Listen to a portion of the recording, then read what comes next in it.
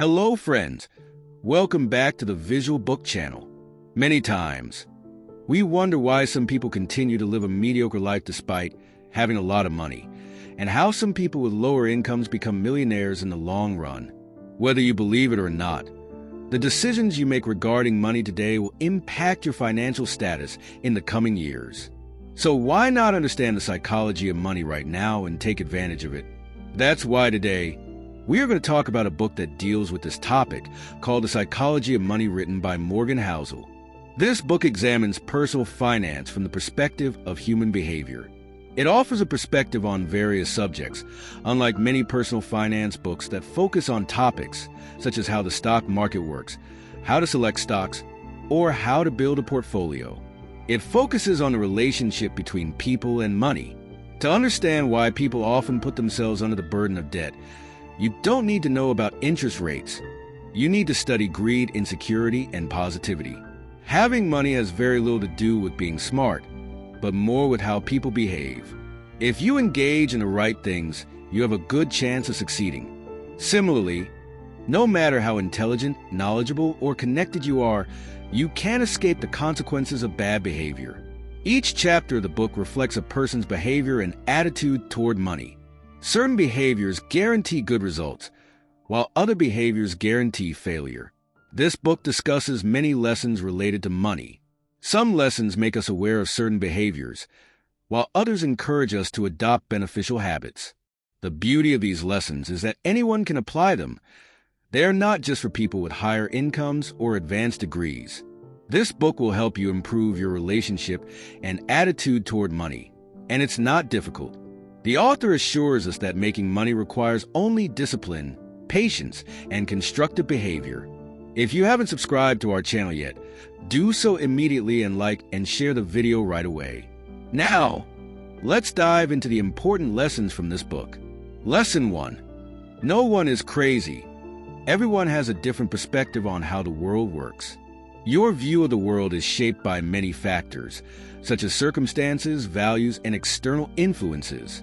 Your personal experience with money, the events happening around the world, and how you think the world works will shape your perspective. It's difficult to truly understand why people act the way they do without putting yourself in their shoes. For example, in the U.S., people with lower incomes spend up to $400 annually on lottery tickets. This might surprise higher income people, but without understanding the motivations of these individuals, it's hard to judge. Understanding their mentality is key. Lesson 2. Luck and risk. Your efforts lead to results, but luck and risk also play a significant role. Bill Gates went to a high school where computers were available in 1968. If the teacher hadn't bought a $3,000 computer at that time, Gates might not have succeeded. Gates himself believes that if it wasn't for Lakeside School, there would be no Microsoft. Luck and risk are part of everyone's life, influencing outcomes beyond their efforts. Success is not just a result of your hard work. Sometimes, external factors beyond your control have a major impact. Lesson 3. Never enough. This is the story of writers Kurt and Joseph. They attend a billionaire's party. Kurt says that this billionaire earns as much money in a single day as Heller has not yet earned from his popular novel. Heller replies, "Yes, but I have something that he will never have, and that is enough. Whatever you have, there is no reason to put it at risk." The most difficult financial skill is not letting your goalpost be moved. Comparing yourself to others is a mistake. However, social comparison is a process that never ends. You will always find someone above you. Being enough means you know what to avoid, so that you don't regret it later. Many things are not worth taking the risk for, no matter how beneficial they might seem. Things like reputation, freedom, friends, family, love, and happiness. There is only one way to win, not to participate in the game at all. Lesson 4. Confounding compounding. Warren Buffett's wealth comes from a simple fact. He's not just a good investor. He's been consistent for over 75 years. His financial success is based on the foundation he built early in life and maintained. Investing is a skill, but the real secret is time. Great investments are not just about returns. but about consistency over the long run. Lesson 5. Getting wealthy versus staying wealthy. Earning and maintaining wealth are completely different things, requiring different mindsets and strategies. Getting wealthy requires taking risks, staying positive, and giving it your all. Staying wealthy requires humility and the fear that what you've earned can slip away. It's important to remain cautious about your wealth and always prepare for unexpected circumstances. Michael Moritz, who is a venture capitalist, says, "We believe that the future will not be like the past. We cannot rest on the rewards we've earned so far. We cannot be self-satisfied. We cannot sit back and think that the success of the past will transform into the success of the future. To have a survival mindset, 3 things are necessary. Set the goal of being financially unbreakable, become capable enough to endure the ups and downs of the market, and stay in the game long enough for compounding to show its magic. The most important thing when planning is that no plan will go according to your plan. Every plan leaves room for mistakes. The more you need a special element to make your plan successful, the weaker your plan will be. Stay optimistic about the future, but also be aware of the obstacles that may come on the path to success. Lesson 6. Tails you win. This is the story of card collector Heinz Berggruen. He collected an amazing collection of Picasso, Braque, Klee, and Matisse. People were amazed by his art investment skills. The truth was that he had bought a huge number of artworks. Only a small portion of his collection was valuable. Berggruen could often be wrong, but in the end, he was usually right.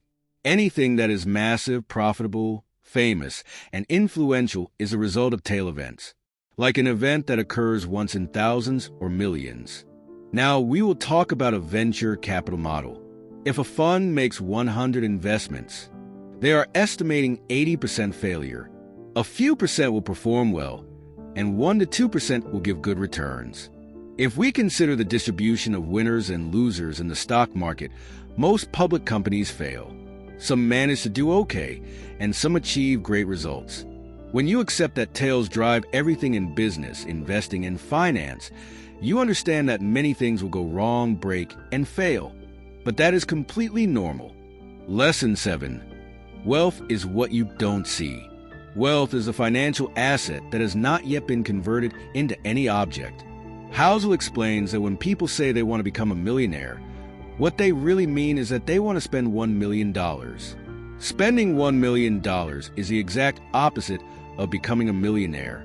The difference between being wealthy and being rich is that people who live in big houses and drive fancy cars are rich. People with high incomes are rich. They show that they are rich through these things. Wealth is hidden. Wealth is the income that is saved, not spent. Having wealth means having options, flexibility, and growth. Wealth means being capable of buy. Lesson 8. Save money. After a certain income level, there are 3 types of people. One who saves money. The second who don't even think that they can save money. And the third who don't think they need to save money. Your saving rate is more important than your income or investment return. Don't worry about what others think and feel about it. Having control over your time and having options is the world's most valuable currency. Lesson 9. Reasonable, rational, and room for error. When making financial decisions, stay completely calm. Aim to be reasonable.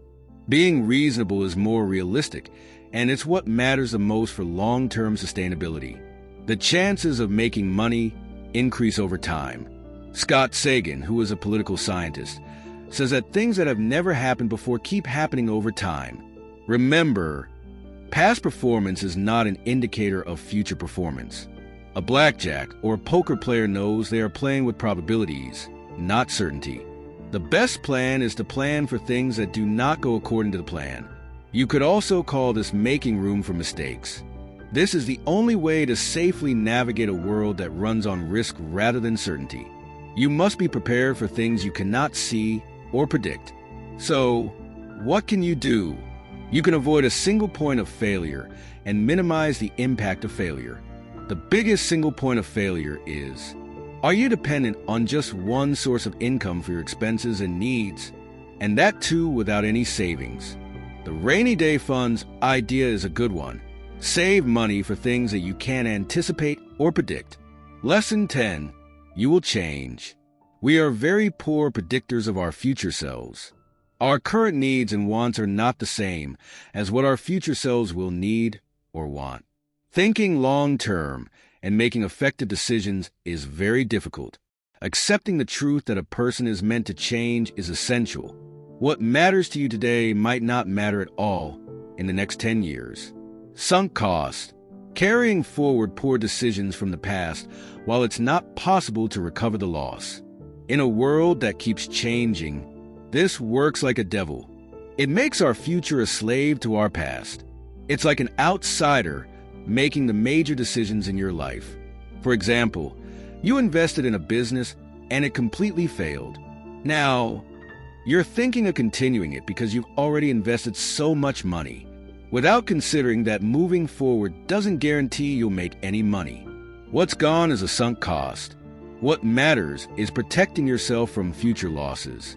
For many things related to money, you need to know what their true value is and be prepared to pay that price.